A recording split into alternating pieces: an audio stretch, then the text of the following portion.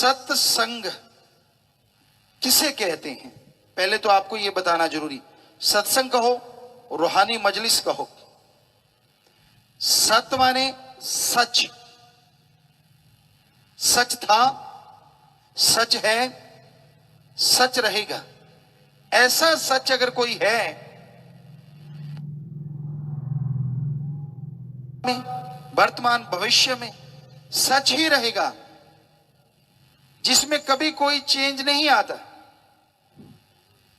ऐसा अगर कोई है तो वो है ओम, अल्लाह, वाहिगुरु, गॉड।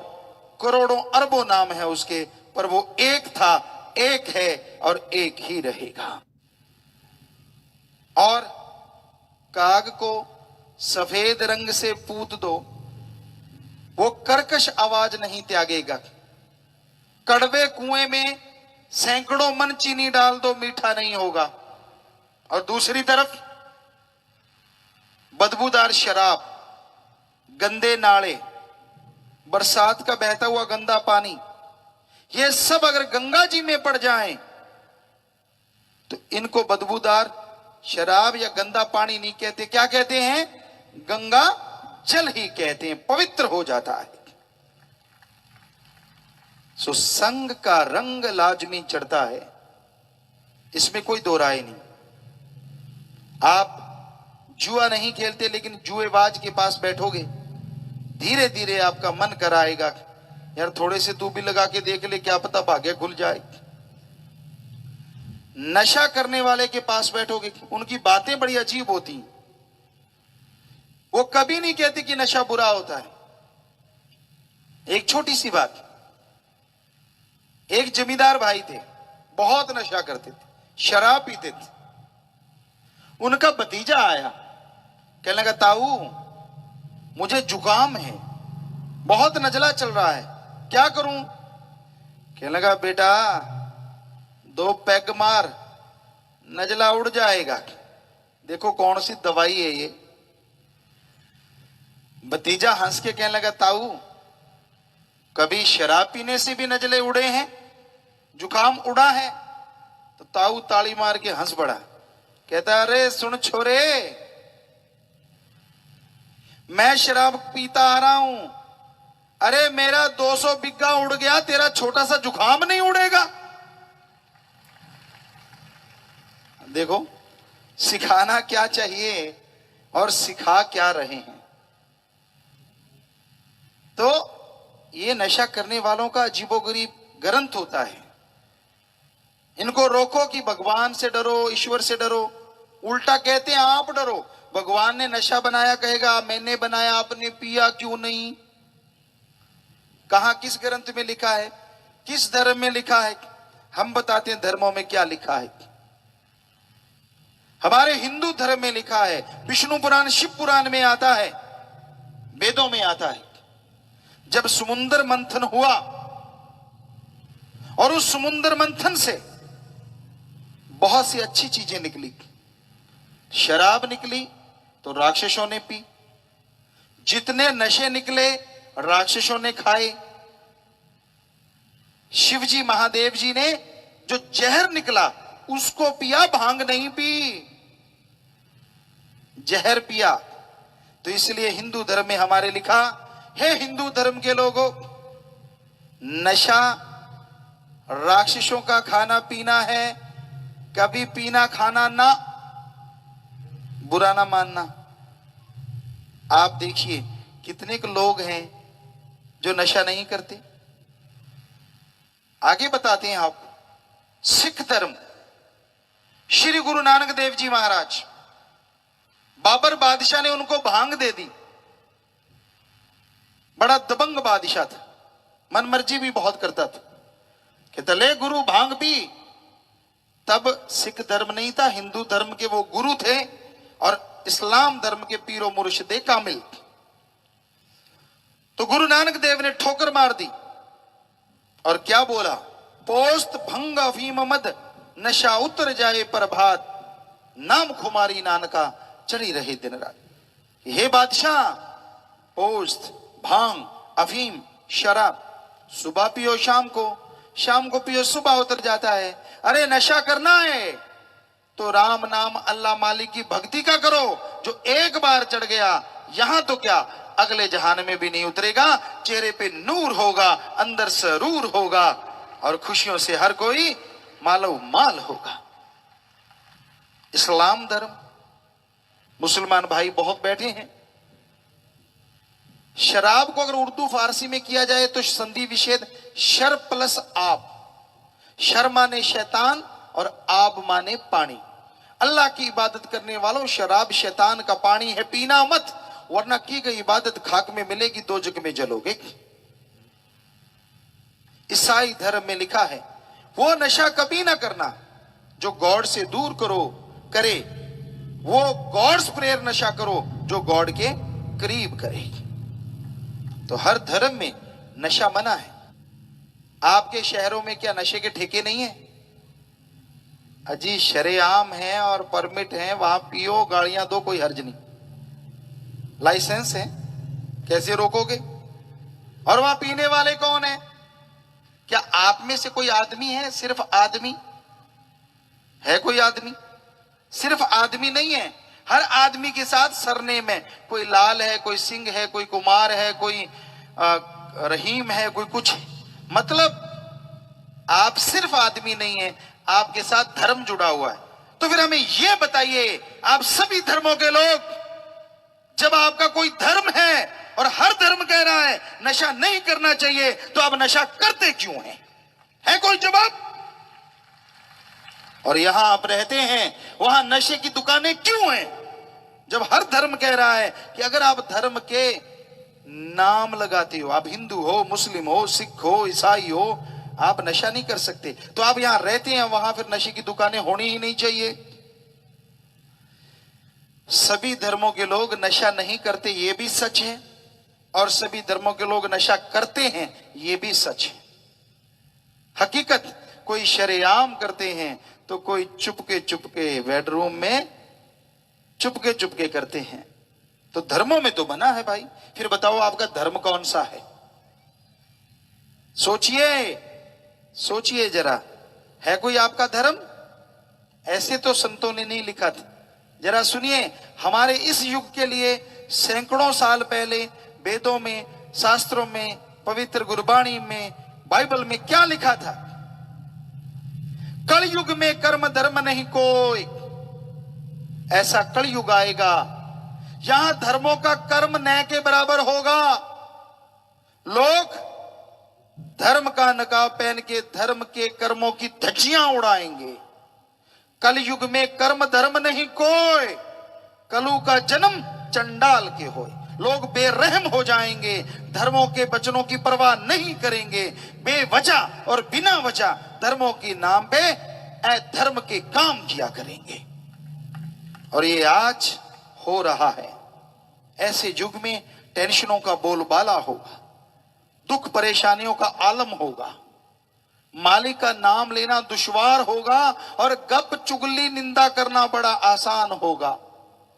देखिए वो सब हो रहा है। तो भाई सारे धर्म अच्छे हैं। हम कहते हैं हम धर्म को मानते हैं, पर दुख इस बात का है धर्म की बात को नहीं मानते। हम पीर पैगंबर गुरु अवतारों को मानते हैं, लेकिन उनके वचनों पे अमल करना नहीं जानते। जब तक उनके वचनों पे नहीं चलेंगे, सच्चा सुख कहां से मिलेगा? देखिए अपने गिरेबान में दूसरों पे उंगली उठाना बड़ा आसान होता है। फलां बुरा है, फलां गलत है।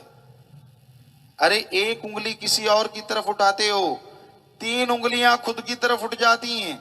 आप कहते हैं फलां बुरा है, तो आप देखिए 3 उंगलियां आपकी तरफ हैं कि उसको बुरा कहने से पहले सोचो, क्या जिंदगी में आपने कोई बुरा काम नहीं किया? अगर आपने बुरा किया है तो पहले खुद की सफाई करो, खुद के बुरे काम छोड़ दो, फिर दूसरों को बुरे कामों से रोकना शुरू करो। आज लोग निंदा चुगली बहुत करते हैं। माता बहनों का तो मशहूर है ही है, माँ तो बहना बुरा ना मानना, लेकिन भाई भी आपके मुकाबले में आ चुके हैं, फिक्र ना करो। कहीं भी भाई बैठे होते हैं, निंदा चुगली बिना उनको भी चैन नहीं आता। हम एक बार स्कूल कॉलेज में गए, बहुत सी लड़कियां बैठी थी स्कूल की कॉलेज की, तो राम नाम की चर्चा चलते चलते कहने लगी, पिताजी गुरुजी आप हमसे एक बुरी आदत छुड़वा दो हमारी। हमने कहा बेटा सोच लो। कहते जी छुड़वा दो। हमने कहा ठीक है, चुगली निंदा ना करना। सभी बच्चे हाथ खड़ा करने लगे, नहीं करेंगे जी। पर एक बच्ची रोने लगी, छोटी बच्ची। हमने कहा बेटा तू रो क्यों रही है, जरा ध्यान से सुनना। बहुत ही बढ़िया बात उसने कही। कहने लगी गुरुजी पिताजी अगर हम निंदा चुगली छोड़ देंगे तो आपस में बैठ के करेंगे क्या। माता बहनों सोचो, हाई जेंट्री वाले, मिडिल क्लास वाले, किट्टी पार्टी में आप क्या करते हो, कौन सा एंजॉयनेस होता है। या कहीं इकट्ठे होते हो तब क्या होता है भाइयों, यार मैं कोई अच्छा आदमी पास से गुजर जाए ना, हाँ जानता हूं इसको, ये ऐसा था पहले वैसा था पहले, मुझे सब पता है। उसको जलन होती है, यार इसकी अच्छाइयां क्यों सामने आ गई, मेरी क्यों नहीं आई। आज लोग दुखी हैं दूसरों के सुख से, अपने दुखों से कम दुखी हैं। पड़ोसी ज्यादा सुखी क्यों है, इस बात का झगड़ा घर में ज्यादा रहता है। तेरे पास तो टूटा स्कूटर है, वो कार ले गया। तो भाई चुगली निंदा समाज को खोखला करती है। नशा करते हैं तो बर्बादी का घर, पर कुछ देर के लिए नशा आता है। पर जो आप चुगली निंदा करते हैं इसमें कौन सा नशा आता है। कई तो बड़े बाजू चढ़ा चढ़ा के बातें करते हैं और सुनने वाला और जोश दिलवाता है, हाँ बहन फिर क्या हुआ, हाँ भाई जी फिर आगे कैसे था। क्यों जोश दिलवा रहा है उसको, क्योंकि मजा आ रहा है। किसी की निंदा हो रही है, तेरी करके देखो एक दूसरे के सामने, फिर देखना कैसे चित्र परेड शुरू हो जाती है। एक दूसरे के सामने कोई नहीं करता, पीठ के पीछे लेग पुलिंग, निंदा चुगली, एक दूसरे को गिराना। तो भाई नशे करना ये बुराइयां बहुत घातक। हमने गुटखे के बारे में खूब प्रचार किया बहुत देर से कि इसमें सीवरेज की गंदगी मिलाते हैं, इसमें मरी हुई छिपकलियों का पाउडर मिलाते हैं, और इसमें मरने वालों की संख्या जो तंबाकू किससे मरते हैं, हमारे देश में डॉक्टरों का आंकड़ा है 35 सेकंड में एक, यानी 1 मिनट में लगभग 2 लोग भारत के मर जाते हैं सिर्फ तंबाकू के नशे से। और बाकी नशे जोड़ें तो हमें लगता है 1 मिनट में 3-4 मरते होंगे। आदमी कहता है मौत तो भगवान ने लिखी है, नशे से कैसे मर जाएंगे। आम आदमी 1 मिनट में श्वास लेता है 16 से 18। मान लो आप नेचुरल तरीके से 1 मिनट में 16 से 18 श्वास लेते हैं, तो आपकी उम्र है भगवान की तरफ से 100 साल, टाइम पीरियड 100 साल। आप नशा करने लगते हैं, और नशा करने से क्या होता है, 1 मिनट में 16 की जगह 28, 30, 32 श्वास आते हैं। श्वास तो उतने ही है, लेखे तेरे श्वास की रास, हर धर्मों में लिखा है। अल्लाह राम भगवान ने आपके श्वास लिख के दिए, इस शरीर में आपने कितने श्वास भोगने। तो अगर 16 लेते 1 मिनट में तो टाइम पीरियड था 100 साल, और आप लेने लग गए 1 मिनट में 32, 100 के रह गए 50 साल, और 70 के रह गए 35 साल। तो इस तरह नशा करने से श्वास कम नहीं होते, पर टाइम पीरियड कम हो जाता है और आपका खात्मा जल्दी हो जाता है। इसलिए कोई भी नशा कभी ना करो। नशा बर्बादी का घर है, चंद मिनट के लिए टेंशन फ्री करता है और 24 घंटे की टेंशन और पल्ले में डाल देता है। नशा सॉल्यूशन नहीं है टेंशन का, गम चिंता परेशानी का। इसलिए किसी भी तरह का कोई भी नशा कभी ना करो। सो सत्संग में आज आपको सच बताने आए हैं और हमारा मकसद डुगडुगी बजा के पैसे इकट्ठे करना नहीं है, आपसे किसी भी तरह का कुछ लेना नहीं है। आपको बताना है जो हमारे पूर्वजों ने, हमारे धर्म गुरुओं ने, पीर पैगंबरों ने हमें बताया, जिससे हम अपनी जिंदगी बहार की तरह गुजार सकते हैं, जिंदगी में बहार छा सकती है। आप अपने विचारों पे कंट्रोल कर सकते हैं। आप पढ़े लिखे हैं, सोचिए अगर विचारों पे कंट्रोल करते हैं तो आपको एड्स नहीं होगी। ब्रह्मचर्य का पालन आप करेंगे और ब्रह्मचर्य शरीर के लिए ढाल का काम करता है। ब्रह्मचर्य में ओवरफ्लो कभी नहीं होता। ब्रह्मचर्य से क्या होता है, बड़े बड़े डॉक्टर इसका रिसर्च कर चुके हैं और हमारे धर्मों में लिखा, इससे शरीर को एक ढाल मिल जाती है। अगर आप प्योर ऑर्गेनिक खाते हैं जिसमें खाद स्प्रे ना हो, अगर वो खाना खाते हैं तो 100 में से 99 बीमारियां आपको नहीं लगेंगी, सिर्फ 1% कर्म रोग लगेगा। और अगर ऑर्गेनिक नहीं भी खाते तो भी 100 में से 95 बीमारियां ब्रह्मचर्य के पालन से रुक जाती हैं। ये आयुर्वेदा ने कहा, हमने खुद पे आजमाया और लाखों करोड़ों नौजवानों को हमने बताया और उनको बोला ऐसा करके देखो। लाखों ने करके देखा और रिजल्ट 100% पॉजिटिव पाया गया।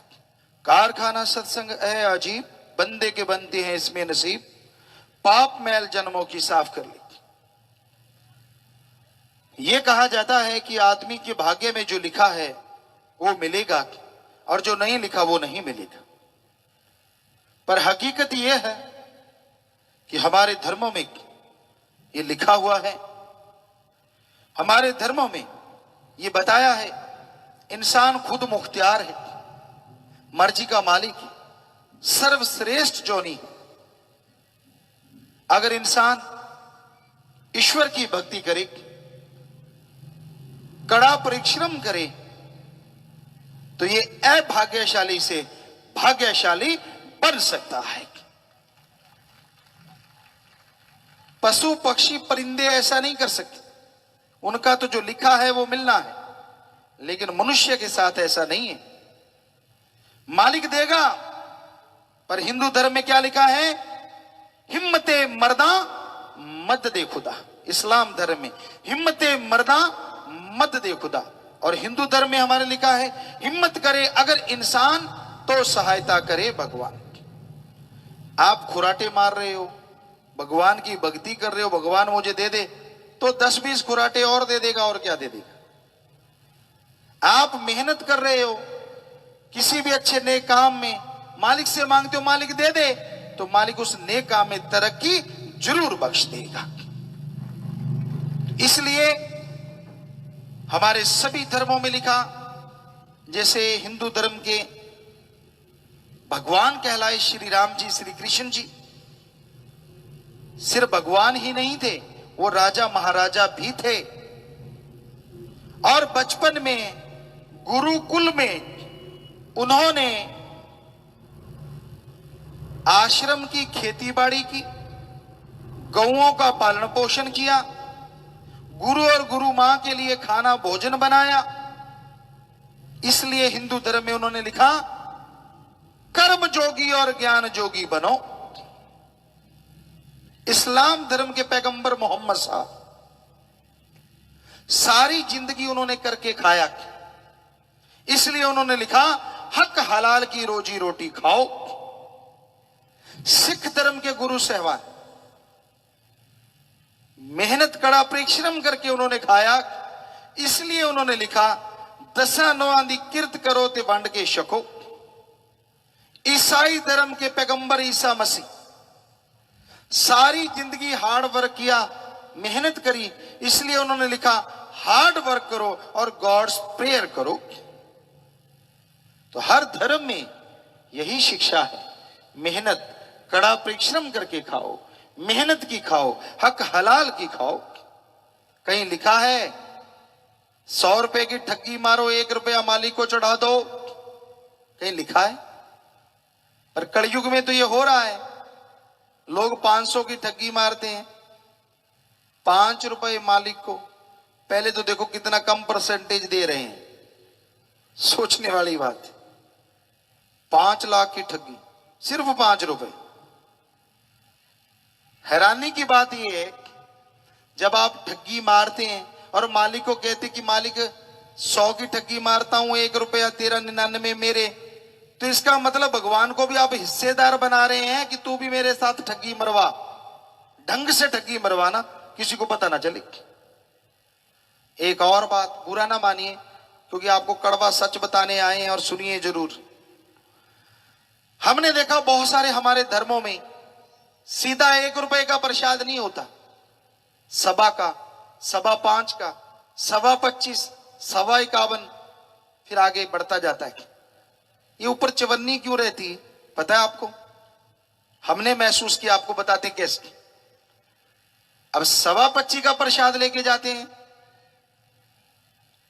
एक पीस 25 पैसे का भगवान का और 25 रुपए का डिब्बा खुद का, कि मालिक तेरा ये ले प्रसाद, डिब्बा सामने रखा, खुद खा लिया, यार दोस्तों को खिला दिया, आजा तुझे प्रसाद खिलाऊं। कैसे प्रसाद बन गया भाई? धर्मों में लिखा प्रसाद 2 तरीके से होता है, या तो भगवान जी हाथ लगा दें, या भगवान जी निगाह डाल दें, या भगवान तक पहुंचा कोई संत पीर फकीर पैगंबर उसे अपनी नूरे नजर से देख ले या आशीर्वाद दे दे, तो वो प्रसाद होता है। यहां तो कुछ भी नहीं होता, सामने रखा, भगवान जी बोले नहीं, प्रसाद बनाया नहीं, खुद कहता प्रसाद बन गया, मालिक मेरे पाप काट देना, कट गए, खुद ही खा गया, कहता मालिक ने खा भी लिया। बड़ी हैरानी है, आज के कलयुगी जीव भगवान को खिलौना समझ रखा है। हम हिमाचल में सत्संग कर रहे थे, देवभूमि, हमारे धर्मों में क्या कहते हैं हिमाचल को? देवभूमि। सत्संग करते करते करते करते हमने एक जगह गए, तो वहां के बहुत बड़े धर्म के पुजारी या मौलवी या भाई कोई भी मान लीजिए, वो हमारे पास आए, सत्संग सुना, कहने लगा गुरुजी आप अभी ये जो बात आपको सुनाई, ये बात हमने उनको सुनाई। वो कहने लगा बिल्कुल सच कहते हो। कहता हम लोग बैठे होते हैं, अगर कोई 25 रुपए चढ़ा दे तो हम कहते हैं ये 100 वाला है, सैकड़ों वाला। अगर 100 चढ़ा दे तो हम कहते हैं 1000 वाला है, 1000 चढ़ा दे तो कहते हैं लाख वाला है, और हजारों चढ़ाए तो कहते हैं लाखों वाला है, और अगर लाख चढ़ा दे तो करोड़ वाला, और लाखों चढ़ा दे तो करोड़ों वाला। हमने कहा ये वाला क्या है? करोड़ों वाला, 1000 वाला। तो उस भाई ने हमें क्या कहा, कहता गुरुजी अगर कोई हजारों चढ़ा दे तो हम कहते हैं ये लाखों वाला ठग है, लाखों की ठगी मारी होगी तो 1000 चढ़ा सकता है, मेहनत की करके कौन चढ़ा सकता है? करोड़ों की ठगी मारी होगी तो लाखों चढ़ा सकता है, वरना कौन चढ़ा सकता है? बड़ी हंसी आई सुन के, वाकई वो आपको क्या समझती है और आप अपने आप को क्या समझते हैं। हम आपको गारंटी देते हैं सभी धर्मों के अनुसार, ओम हरि अल्लाह वाहिगुरु गॉड, दाता था, दाता है और दाता ही रहेगा, वो मंगता नहीं हो सकता। जरा सोचिए, ये आदमी का शरीर, बड़े बड़े डॉक्टर साहबान इस शरीर को नहीं पढ़ पाए, 15-20% पढ़ पाए, कोई स्पेशलिस्ट डॉक्टर हो तो वो जानते हैं, सज्जन अगर यहां बैठी हुई, 15-20% ह्यूमन बॉडी को रिसर्च किया जा चुका है सिर्फ। तो जिस मालिक ने, जिस अल्लाह ने, जिस गॉड ने आदमी का शरीर बनाया है, तो क्या वो आदमी के बनाए कागज के टुकड़े रुपए को नहीं बना सकता? जरा सोचिए। हमारे धर्मों में लिखा है गॉड इज एवरीवेयर, हिंदू धर्म में लिखा है भगवान कण कण में रहते हैं, इस्लाम धर्म में अल्लाह ताला जर्रे जर्रे में मौजूद है, सिख धर्म में लिखा है वाहिगुरु के बिना कोई जगह नहीं है। जरा सोचो, मालिक को अगर पैसे की भूख है या पैसे से वो खुश होता है तो हमारे मैले कुचैले नोट क्यों लेगा? वो नोट बनाने वाली मशीन के ऊपर बैठ जाएगा और वहीं से करारे करारे नोट लेता रहेगा। बताइए कोई उसे रोक सकता है? क्योंकि वो तो हर जगह है। और सोचो, मालिक पैसे से ही मिलता तो दुनिया का सबसे धनाढ़ आदमी भगवान को घर में बिठा लेता, मालिक ये ले सारे पैसे तेरे, मेरे घर में बैठ जा, और फिर टिकट लगा देता कि मालिक को देखना है तो 5,000, बात करनी है तो 20,000, और मालिक की टिकटें फिर ब्लैक में बिकती। शुक्र है मालिक बिकाऊ नहीं, वरना कलयुग में भी लोग मालिक का ब्लैक चला देते। तो हम आपको यही कह रहे हैं कि मालिक भावना का भूखा है, श्रद्धा का भूखा है। कौन सी श्रद्धा, कौन सी भावना? मालिक ना करे आपका कोई बेटा बेटी हो, आपसे सैकड़ों किलोमीटर दूर रहता हो और वहां अचानक कोई दुर्घटना हो जाए और आपको सूचना नहीं मिल रही आपका बेटा ठीक है कि नहीं ठीक है, तो आपकी आंखों से बेअख्तियार अपने आप आंसू बहने लगते हैं। ये आपकी, आपके बेटे के लिए भावना है, श्रद्धा है। रुपए में 100 पैसा आप अपने बेटे के लिए तड़प रहे हैं। जरा ध्यान से सुनिए, ऐसी ही तड़प, ऐसी ही श्रद्धा भावना भगवान के लिए आप 15-20% अपने अंदर पैदा कर लो, गारंटी हम देते हैं उसकी दया में रहमत से आप माला माल जरूर हो जाओगे, दर्श दीदार कर पाओगे। इसे कहते हैं भावना, इसे कहते हैं श्रद्धा। नोटों की श्रद्धा तो आदमी की चलाई हुई है। आजकल तो श्रद्धा, तेरी श्रद्धा है चढ़ा दे, क्या चढ़ा दे? श्रद्धा भी कोई चढ़ा सकता है, पर आज श्रद्धा का दूसरा नाम है माया रानी। कहीं भी जाओ, किधर भी जाओ, यही हाल है। जबकि मालिक कभी किसी से कुछ नहीं लेते। सच कहते हैं आपको, अरे मालिक कुछ लेते होते तो हम आपको सीधा सीधा बता देते कि भाई 100 रुपया दो, 50 हम रखेंगे, 50 मालिक को देंगे, 50-50। पर इधर तो 100% ही हमने खाना होता है। तो इसलिए मालिक का नाम क्यों लिया जाए? हाँ, आप दान कर सकते हैं। अगर आप दान करना चाहें, हम आपको तरीका बताते धर्मों का। कोई भूख से तड़प रहा जीव जंतु आदमी, उसको खाना खिला दो, यह है सच्चा दान। प्यास से कोई व्याकुल मर रहा हो, उसे पानी पिला दो, यह है सच्चा दान।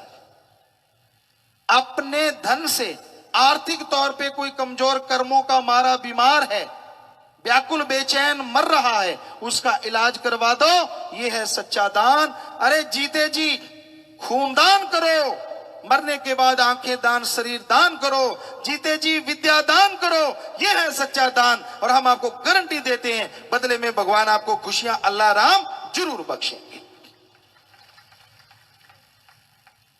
पर आज इस तरफ तो लोगों का ध्यान ही नहीं है।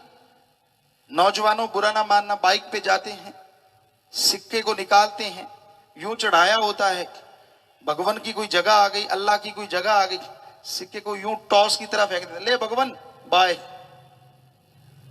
मारा झटका, हाय, हवा हो जाते हैं। अरे भाई, ये मालिक लोगन राम खिलौना जाना। कैसे?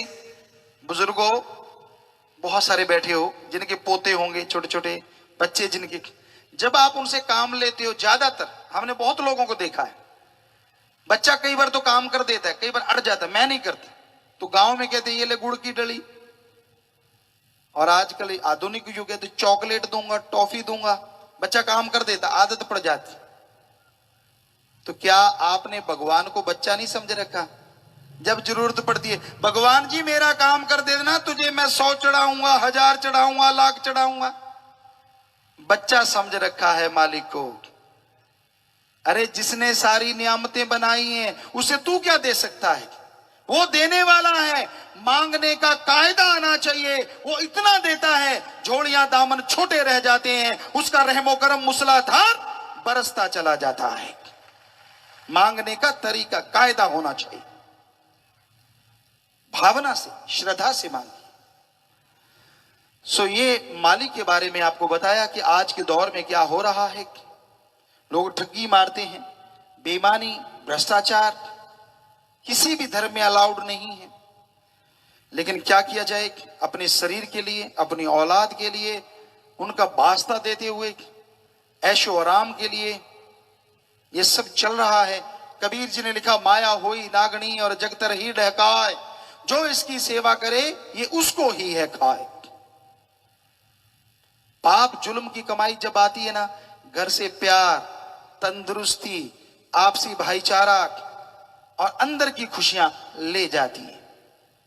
कईयों की तो नींद भी अपनी नींद नहीं होती, नींद भी किराए की, इंजेक्शन लगाया तो खुराटे, वरना नींद नहीं आती।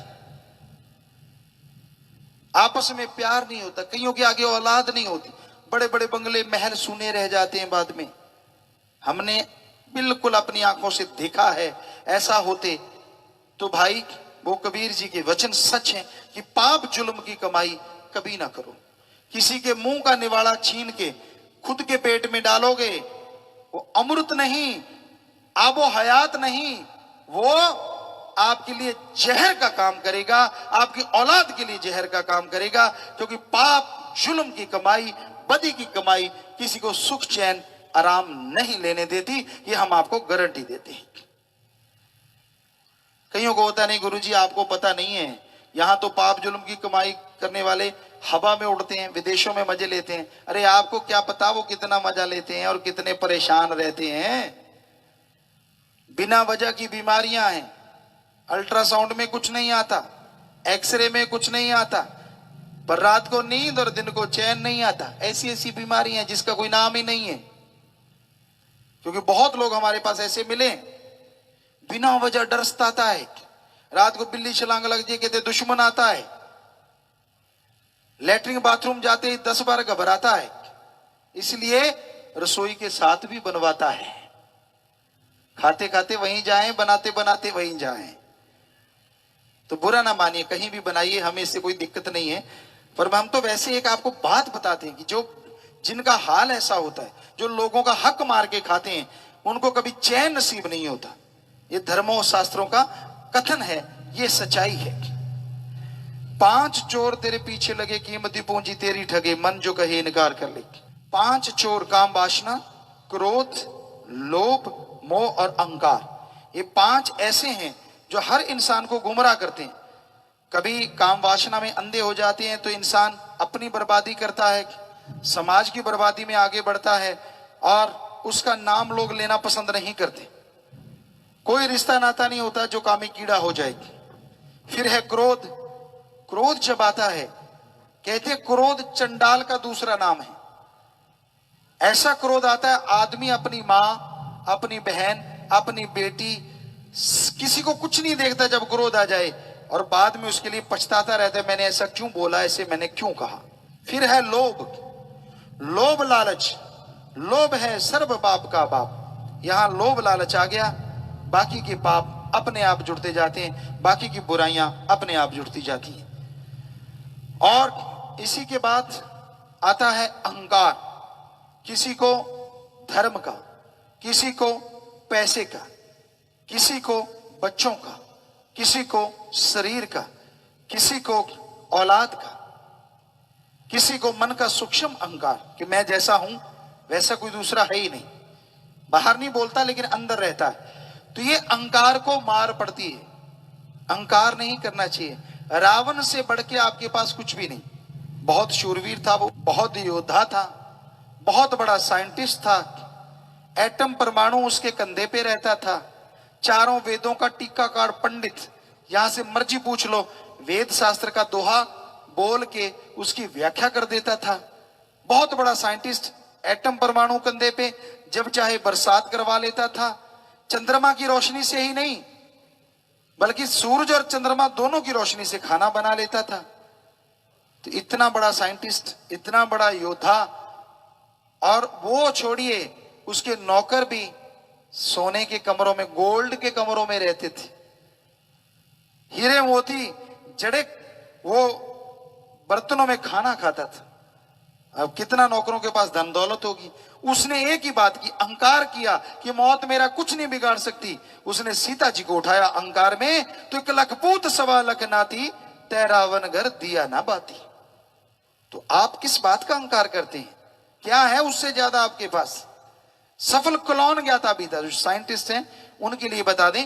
लोग कहते हैं रावण के लाख बेटे कैसे थे, वो सफल क्लोन ज्ञाता था। रामायण में, क्योंकि हमने विज्ञान के दृष्टिकोण से धर्म को पढ़ा है, रामायण में एक जगह पे आते हैं कि सुग्रीव जी और हनुमान जी आके श्री राम जी को कहते हैं कि हम रावण के जितने बच्चों को मारते हैं अगले दिन जिंदा होके आ जाते हैं। तो श्री राम जी मुस्कुरा के कहते हैं नहीं, वो जिंदा नहीं होते, पर रावण के सारे बच्चे ज्यादातर एक जैसे ही, एक जैसे क्लोन हो सकते हैं, बाकी नहीं।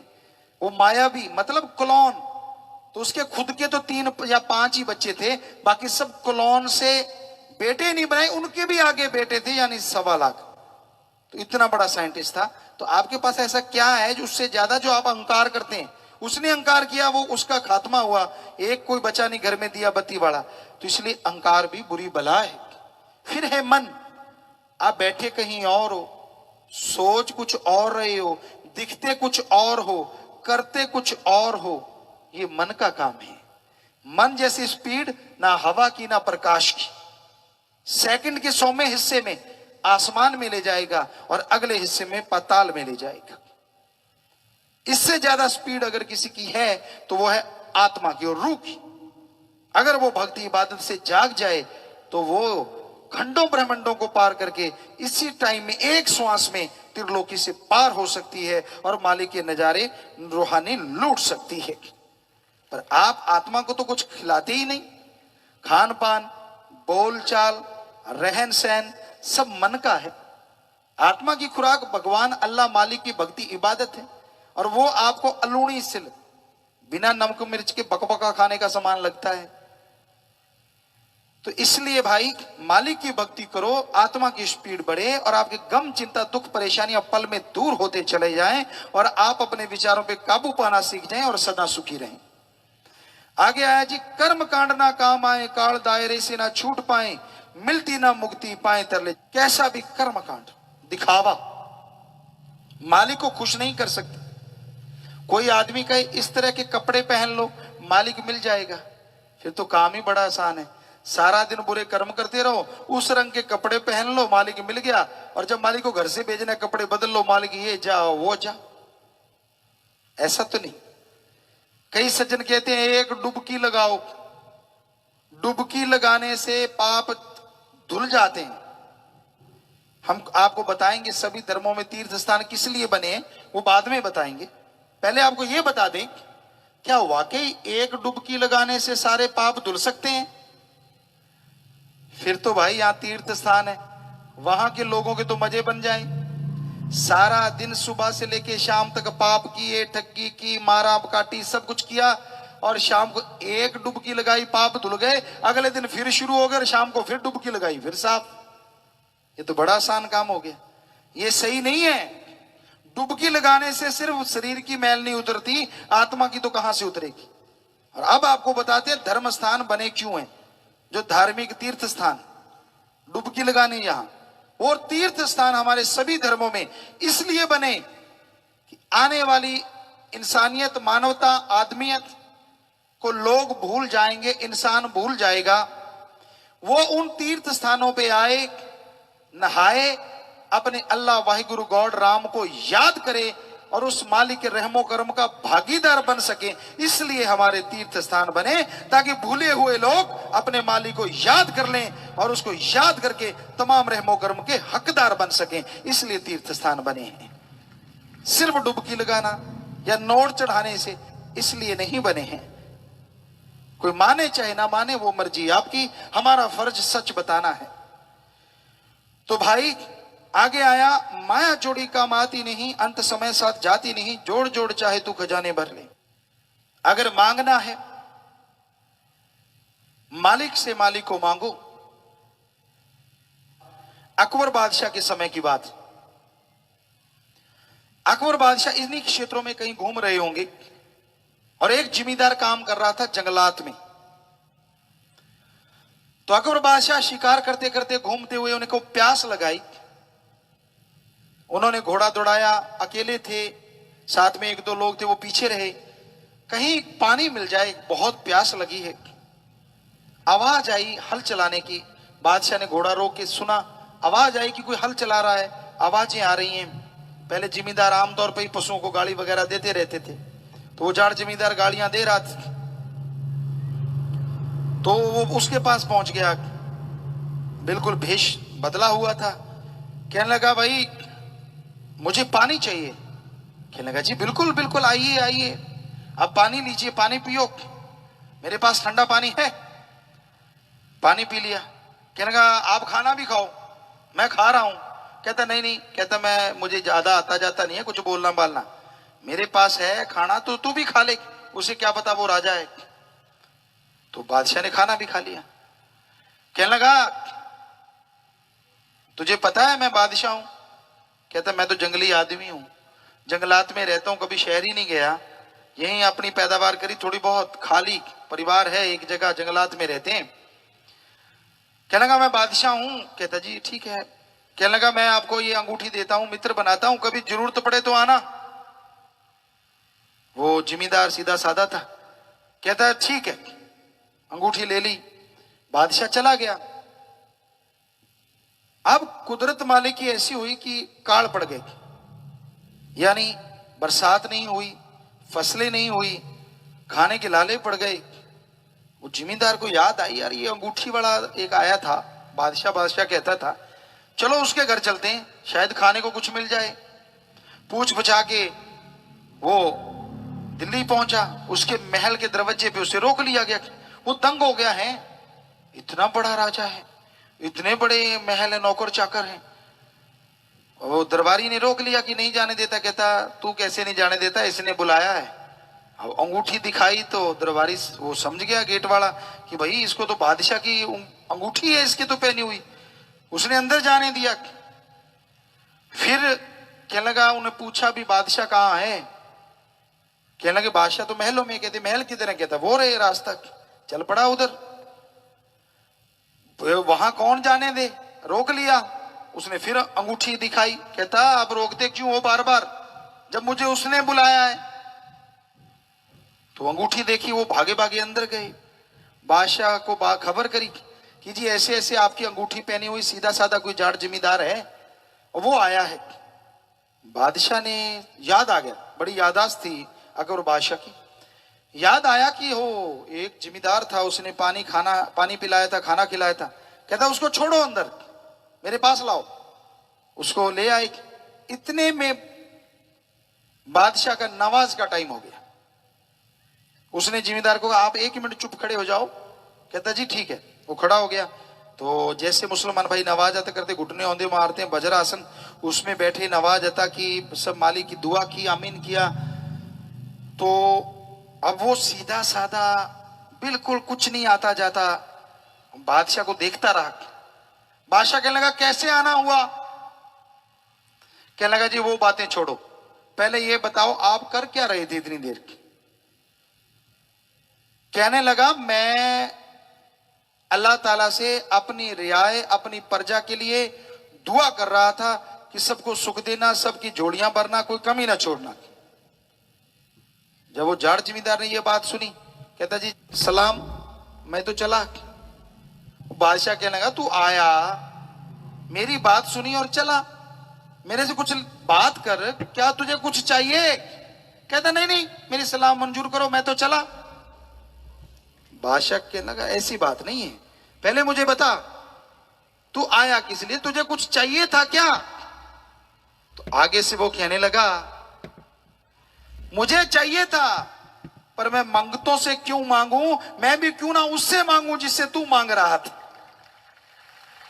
मैंने मंगता ही बनना है तो क्यों ना अल्लाह ताला का ही बनूं। बुरा ना मनाइएगा, कोई इसे गलत तरफ ना ले जाना।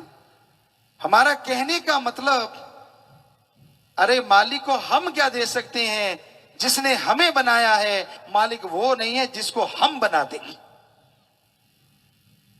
और मालिक से मांगना चाहिए। हमारे वेदों में लिखा है मालिक से मांगो अच्छा पानी, अच्छी हवा, अच्छा धरती, उपजाऊ धरती, अच्छी संतान, अच्छा स्वास्थ्य। भगवान से मांगना है तो भगवान को मांगो। इस्लाम धर्म में लिखा अल्लाह ताला रहमो करम का मालिक है।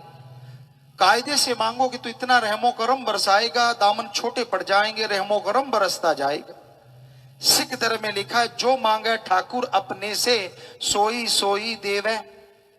इंग्लिश फकीर कहते हैं गॉड देता है लेता नहीं। तो वो मालिक से मांगा जाए, और मालिक से अगर मालिक को ही मांग ले तो बाकी चीजें क्या पीछे रह जाएंगी। मान लीजिए अगर राजे को ही मांग ले, छोटी सी एक बात सच्ची और ख्याल में आ गई।